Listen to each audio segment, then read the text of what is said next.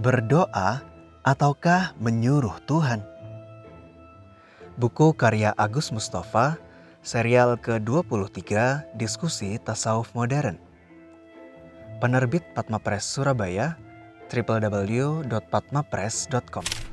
Subbab 2, doa panjang versus doa pendek. Kalau Anda datang ke Tanah Suci Mekah dan Madinah di bulan Ramadan, Anda akan merasakan betapa makmurnya masjid dengan kegiatan ibadah. Salat malam yang panjang dan khusyuk bisa kita temui setiap hari, memberikan kesempatan kepada kita untuk berinteraksi dengan Allah berlama-lama. Penutupnya adalah doa panjang yang dipimpin oleh imam.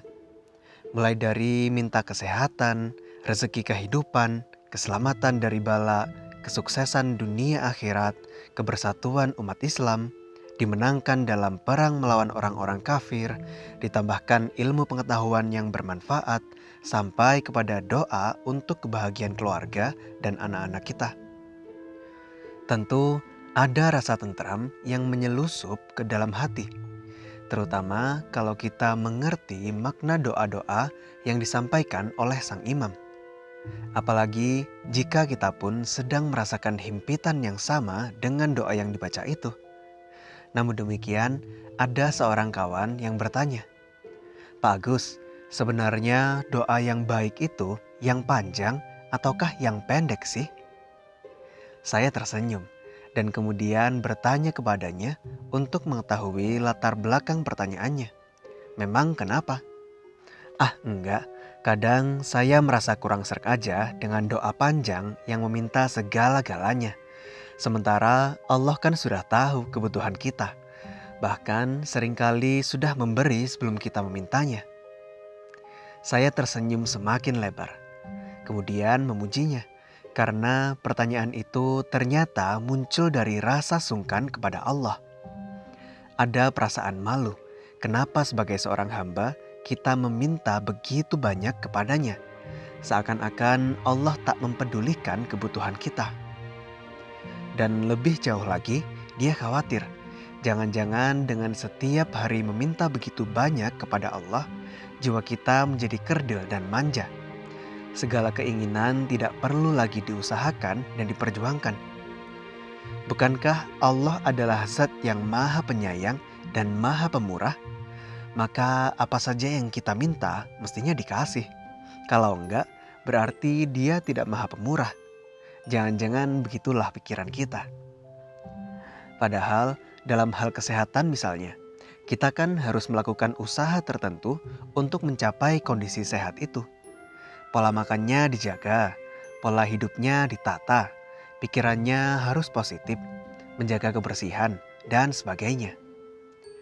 Bagaimana bisa kita berdoa sebanyak-banyaknya, minta sehat kepada Allah, tetapi perbuatan kita setiap hari menghancurkan kesehatan kita sendiri? Kan gak ada gunanya. Kawan saya memberondongkan kalimat-kalimat kritikannya. Menurut dia, kesehatan itu sebenarnya adalah dampak saja dari perilaku sehat yang kita terapkan sehari-hari. Kalau setiap hari pola hidup, pola makan, dan pola pikir kita tidak sehat, meskipun kita berdoa siang malam untuk sehat, ya mustahil Allah akan mengabulkan doa kita. Untuk mencapai sehat, tegasnya, Allah sudah menggariskan sunatullah. Barang siapa menjalankan pola hidup sehat, dengan sendirinya ia akan menjadi sehat dengan izin Allah. Tak perlu meminta pun, Allah sudah memberikan kepada kita karena kita telah hidup sesuai dengan sunnatullah yang telah digariskan itu. Jadi katanya lagi, orang yang sudah sehat tidak perlu meminta kepada Allah untuk lebih sehat lagi. Itu namanya serakah. Seperti orang yang sudah kaya masih meminta terus kepada Allah agar lebih kaya. Orang sehat dan orang kaya cukup mensyukuri nikmat yang telah diberikan kepadanya. Maka Allah akan menambahkan kenikmatan lebih banyak. Akan tetapi, sergah saya, apa kaitannya dengan berdoa panjang yang Anda maksudkan? Ia lantas mengemukakan bahwa berdoa panjang yang tidak tepat menyiratkan kurangnya rasa syukur kepada Allah. Ada beberapa hal yang terkandung di dalamnya. Yang pertama, secara tidak sadar, kita merasa betapa banyak hal yang belum kita miliki, dan kemudian kita ingin memperolehnya. Pola pikir semacam ini sebenarnya adalah pola pikir yang selalu merasa diri kurang dan akan membentuk suasana batin yang negatif. Hidup kita rasanya menjadi serba kekurangan. Perasaan sempit dalam menjalani hidup. Pikiran demikian bakal benar-benar mempengaruhi jalan hidup kita ke masa depan. Memunculkan resonansi negatif dalam sejarah hidup kita sendiri. Dan akhirnya membentuk kebiasaan untuk terus meminta apa saja yang kita ingini kepada Allah. Al-Quran Surat Toha, surat ke-20 ayat 124. Dan barang siapa berpaling dari petunjukku, maka sesungguhnya baginya penghidupan yang sempit. Dan kami akan menghimpunkannya pada hari kiamat dalam keadaan buta. Kedua, berdoa terlalu panjang yang sering diulang-ulang bisa membentuk kondisi kejiwaan yang lemah. Kurang memiliki semangat untuk berjuang dan cenderung pasrah. Sementara Allah mengajari kita untuk banyak bekerja keras dan berjuang dalam kesabaran, sebagaimana saya kutipkan di bagian sebelumnya, bahwa untuk masuk surga, Allah ingin membuktikan terlebih dahulu apakah kita sudah bekerja keras dalam kesabaran. Dengan kata lain, surga belum pantas diberikan kepada orang-orang yang belum bekerja keras dalam kesabaran. Baca kembali Al-Quran surat 3 ayat 142 yang saya kutip di bagian depan. Ketiga, doa yang panjang menyeratkan bahwa kita memiliki angan-angan yang panjang juga. Padahal Allah melarang kita untuk berpanjang angan-angan, karena itu adalah pengaruh setan. Al-Quran Surat Muhammad, surat ke-47 ayat 25. Sesungguhnya orang-orang yang kembali ke belakang sesudah petunjuk itu jelas bagi mereka, setan telah menjadikan mereka mudah dan memanjangkan angan-angan mereka. Angan-angan berbeda dengan perencanaan. Kalau perencanaan, Allah justru mendorong kita untuk melakukannya. Bahwa seorang yang mengaku dirinya beriman mesti memperhatikan usaha apa yang telah dilakukannya untuk masa depan. Al-Quran Surat 59 ayat 18.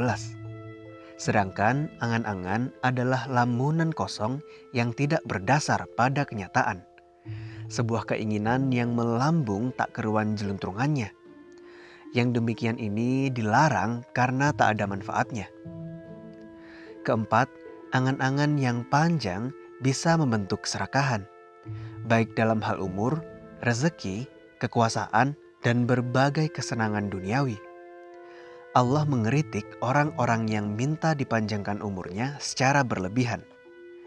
Al-Quran Surat Al-Baqarah surat kedua ayat 96.